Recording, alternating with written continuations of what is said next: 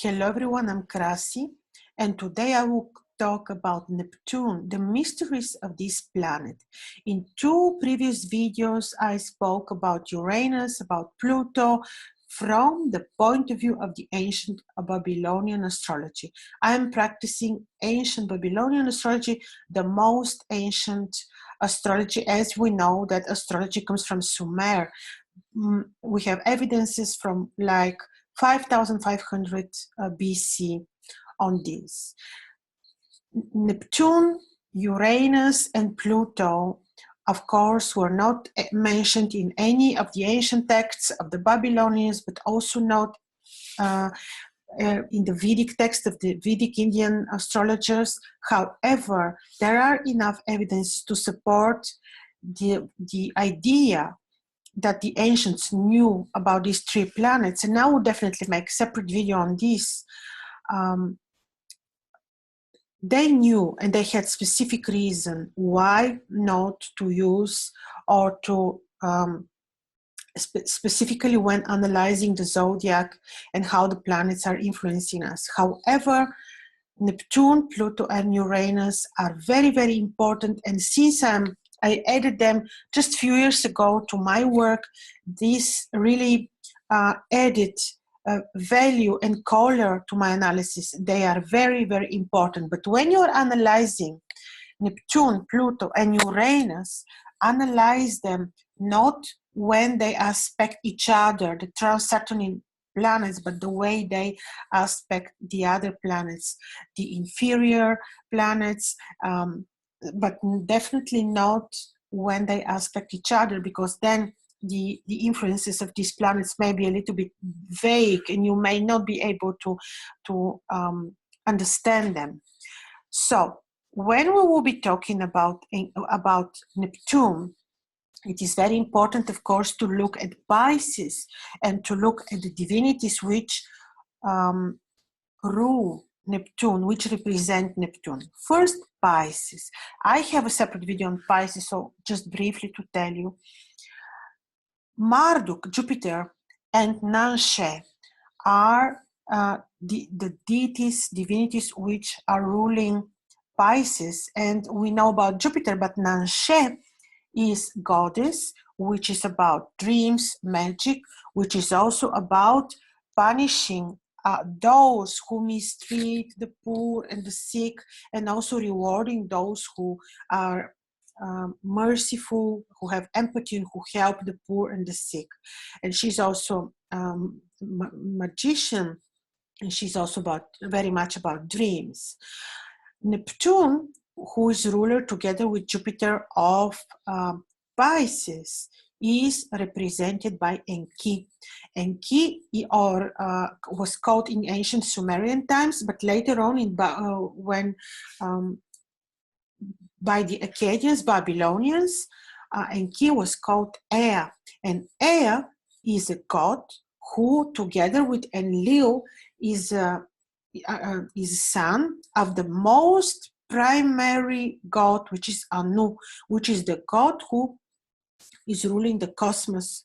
So Enki or Ea, together with Enlil, are among the most important divinities. There are 7 gods, 7 divinities who can change our destinies only. So only upon their mercy is whether they will change the destinies of people or not, according to the ancient Babylonian mythology. Enki is the god of the eternal underground sweet water ocean, which is called Abzu, and which is mentioned in the Epic of Creation, Enuma Elish. So the number which is given, I'm saying this just to draw your attention on the importance of this divinity, thus on the importance of Neptune. So the number of this divinity is 40. So the Babylonians used to number their divinities, gods, in order to show their importance, and 40 is among the highest numbers of divinities. Also, let me tell you something very, very important.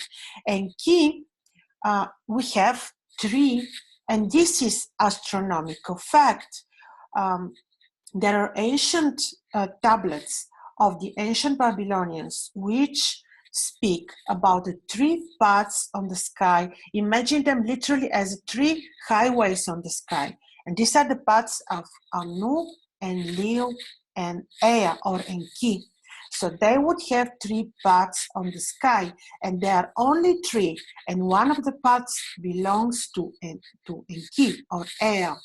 And these paths are so important when predicting events that you can imagine if there are specific calendars which show which star or planet will rise in a particular period on a particular path. So when there will be deviation, or when there will be, or when a star or planet would rise not on the appropriate path, so this would be ominous, or this would have specific importance on the horoscope of country or people. So this is very, very, very important, and was important in ancient Babylonian times. So Enki is the one who is friendly to people. He's the one who participated in the creation of our DNA. So it is like he is responsible for saving humanity from the flood. So there was this moment when the gods decided that humanity needed to be destroyed. And it was Enki actually whose idea was Utnapishtim, sorry. So he was the one, the figure of Noah in the Bible, who created his boat in order to save humanity and animals. Actually, this story comes from the ancient Babylonian myth of mentioned in the Epic of Gilgamesh, and where actually Enki was the god who said to Utnapishtim, which is Noah in the Bible, to save humanity because the flood is coming. So just to tell you that he is friend of people, and he's the one who saved us. So he's the one associated with magic, wisdom. He's the one who is associated with mercy, empathy. So this is Enki, and this is the ruler of Neptune. Why am I saying this? Because Neptune is often associated by the modern astrology only with illusion or alcohol or lies, and we see very little good qualities attributed to Neptune, and I would not agree with this. How to approach the presence of Neptune in the horoscope? First, it's good to know from mythological point of view who he is, and therefore I gave you this information. But also what is very important to know is that when we will be analyzing the presence of certain planet in people's horoscope and on how this planet or star will influence people's life and destiny, we certainly, first step should be to see the level, the spiritual level, the vibrational level of the person, in order really to judge what qualities this planet will denote to the person. So if we look at Neptune, Neptune is associated with empathy, with mercy, with wisdom, good heart, if you want. It is about dreams and magic, Akashi. It is about fine qualities, fine art, fine features of the character of the person. So it's all this is Enki. It is about delicate diplomatic behavior. But again, when we'll be seeing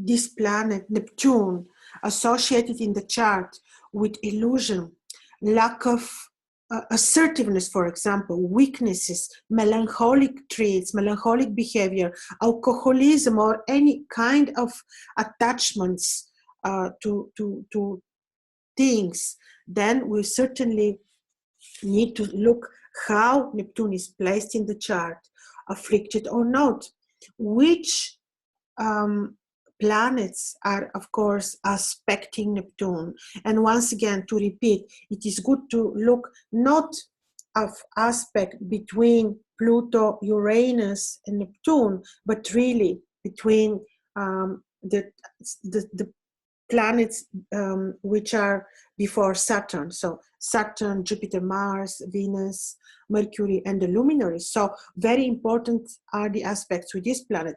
Neptune can be responsible for very, very fine artistic behavior. People that will be very talented, very fine, very diplomatic, and not at all illusionary, and not at all people that would deceive or that will lie. There are so many other aspects in the chart that will point towards cheating, illusion, and lies. And Neptune indeed can show such features, but only if afflicted, badly placed, and if really the person doesn't have the needed vibrational level in order to benefit from the beautiful features of Neptune.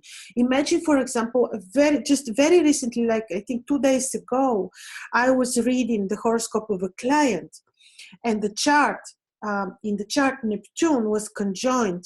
I'm just giving you a very interesting example. Neptune was conjoined the sting of the scorpion, and this was Shaula, and this person is very very talented in the medical field, because the sting of the Scorpio is very much about medics, chirurgs, doctors, and so on. So Neptune actually can denote beauties and beautiful professions. Professions depends where, of course, he is, in conjunct with which fixed star he is.